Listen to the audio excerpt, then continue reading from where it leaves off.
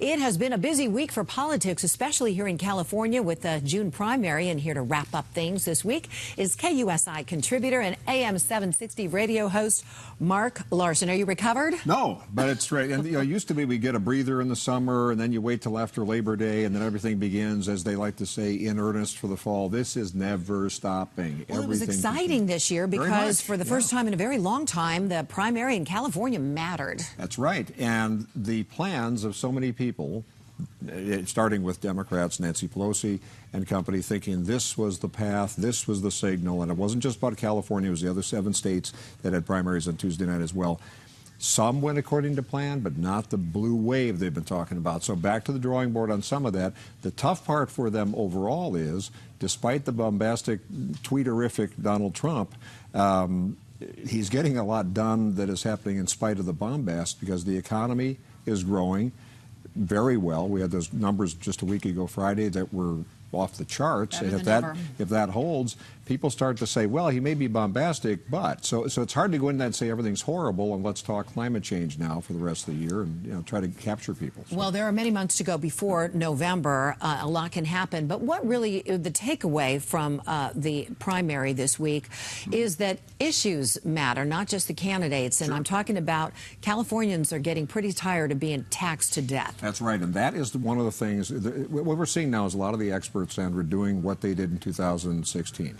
They said, well, it's going to be this way because the polls say this, or registration, Democrats here, Republicans here, it has to go this way. The conventional wisdom now is a guy like John Cox is a Republican. Yeah, he made it through, but Newsom helped him by, he didn't want Villaraigosa, so it's a no-brainer now. They think the same experts who thought Hillary Clinton would be president, and that's the wild card, is that this sort of undercurrent of against the gas tax increase, the fees, the regulation. Now it's the water. I was going to say the water tax deal. All of this stuff starts to play. That's what people talk about. They don't talk about the ins and outs. It's kind of like, did you hear I can't take a shower as much as I want, or so I've heard.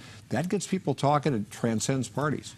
John Cox stole all the thunder on election night, but the 49th district, a very important district. Yep. And what was your assessment of how things fared? Harkey there got the support of the Republican Party. You'd see conventional things like that. The guy who was, there are two people who were kind of like, what happened here? One was Rocky Chavez on the Republican side, and the other was Doug Applegate, who was like the big star squeaker last time with ISA.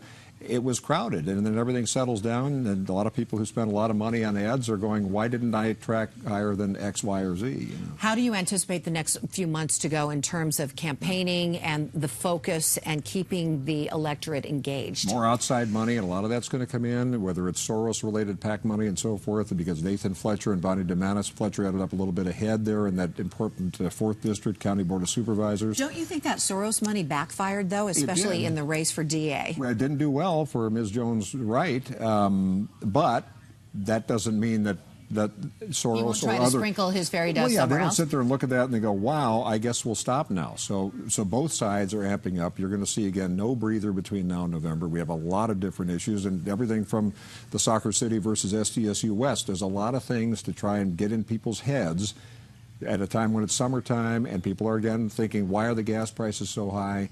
What's the deal with water?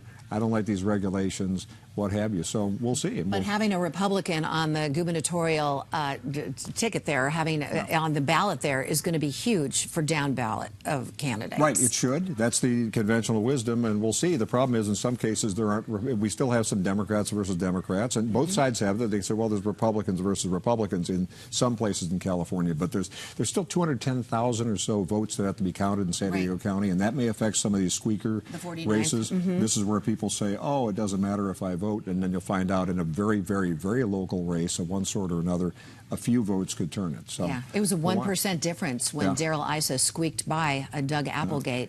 Every vote matters. So we'll see. And then the question, too, is will the outside Republican money from the headquarters come in to support Cox, or do they just look at the numbers and go, well, there's no way you can win? I think this year it's risky to say there's no way anything's going to happen, because everything's different since 2016. It won't be boring. And never. You're never boring, Mark Larson. Well, thank you so much. That's good. I'll try and carry that through the weekend. I hope you have a restful weekend. I know how busy those wheels are always turning.